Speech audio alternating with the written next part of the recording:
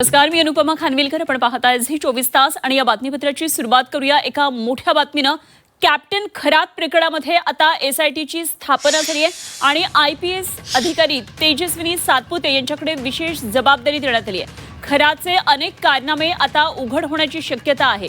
तर कॅप्टन खरातला 24 मार्चपर्यंत पोलीस कोठडी ठोठावण्यात आलेली आहे. त्यामुळे आता खरातच्या चौकशीमधून आणखी काय नेमकी महत्त्वाची माहिती पुढे येते हे बघणं अत्यंत महत्त्वाचं ठरणार आहे. कॅप्टन खरात सध्या पोलिसांच्या ताब्यात आहे. पोलीस कोठडी त्याला ठोठावण्यात आली आहे आणि आता इथून पुढचा तपास हा IPS अधिकारी तेजस्विनी सातपुते यांच्याकडे देण्यात आला आहे. विशेष जबाबदारी आता सातपुतेंकडे आहे.